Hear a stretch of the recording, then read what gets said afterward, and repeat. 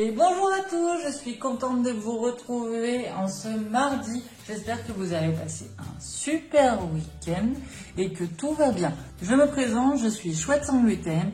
Je fais essentiellement des vidéos sur le thème du sans gluten et du sans lactose tous les mardis et vendredis à 17 h. Si ça t'intéresse, n'hésite pas à t'abonner, à liker, à commenter, à mettre la cloche en route pour te rappeler que je publie. Et voilà pour les présentations. Tout de suite, on va passer à la recette du jour. Et aujourd'hui, on va faire des boules coco. Comme j'avais dit dans la dernière vidéo, on avait fait des crèmes brûlées. Si tu ne les as pas vues, je te mets le lien en haut pour aller voir. Et n'hésite pas à revenir ensuite, après, sur cette vidéo. Donc, comme je vous avais dit la semaine dernière, on avait utilisé que les jaunes dans notre crème brûlée au lait d'amande et pas les blancs. Donc, je vous avais dit que je ferais une recette cette semaine avec que les blancs.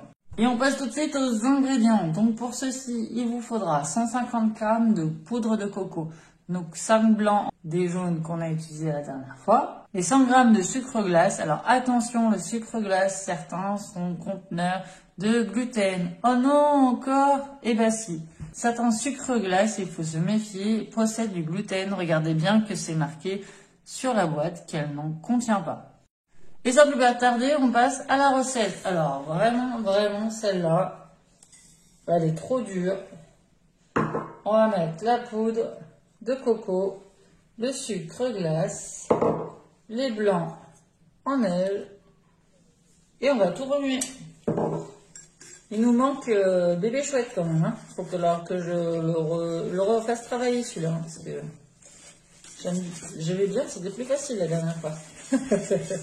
Donc, si vous voulez que je fasse retravailler un de ces quatre bébés chouettes, n'hésitez pas à le mettre en commentaire. Si vous avez aimé, si vous avez apprécié, qui participe. Donc voilà, ça va nous faire une jolie petite texture comme ça. Alors, pour le montage, moi j'ai pris ma plaque à génoise. Vous pouvez mettre du papier sulfu sur une plaque qui va au four. C'est aussi bien. C'était pour une question d'économie, je trouve ça pas mal, qu'on commence à parler de faire attention aux déchets, tout ça. Donc j'ai pris l'habitude de faire comme ça. Donc on va commencer par faire chauffer notre four à 200 degrés pendant le montage. Ensuite, on prend notre plaque qu'on s'est préparée, une cuillère, notre préparation, et on va venir se faire des petites boules à la cuillère.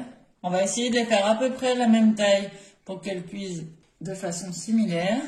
Voilà, vous pouvez monter un peu en hauteur pour que l'intérieur reste fondant et que le tour soit un peu doré. J'aime bien. Après, on va les faire cuire. On va les faire cuire entre 10 et 15 minutes. Mettez votre chrono à 10 et regardez si elles commencent à être dorées en fait. Surtout, elles doivent commencer à dorer sur le dessus. Et voilà, ils sont tout beaux, tout dorés, tout bons. Moi, en général, je les conserve dans ma boîte à biscuits sur 3-4 jours. Après, ils n'ont jamais bien duré plus longtemps à la maison. Ils sont vite mangés, ceux-là. Donc, je vous dis ce que je sais. Donc, moi, en général, 3-4 jours, ils tiennent bien dans la boîte à biscuits. Vous pouvez les garder sans problème.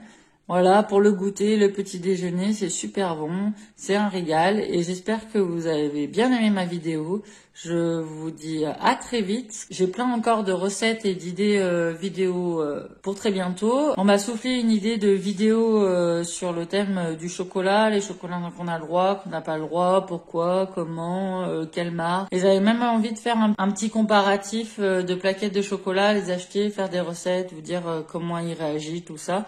Donc c'est en cours, ça demande un petit peu de travail, mais c'est en cours. Je suis en train aussi de préparer un barbecue un petit peu de façon originale, voilà. Donc je vais pas tout vous dire, mais il y a plein d'idées qui arrivent. Donc n'hésite pas à t'abonner, à mettre la cloche en route pour te rappeler quand je publie, et à commenter, à me liker, ça me motive toujours, à me dire si vous avez des idées et tout, parce que je fais aussi tout ça pour vous. Donc n'hésitez pas, je vous souhaite une bonne semaine, à très vite, bisous.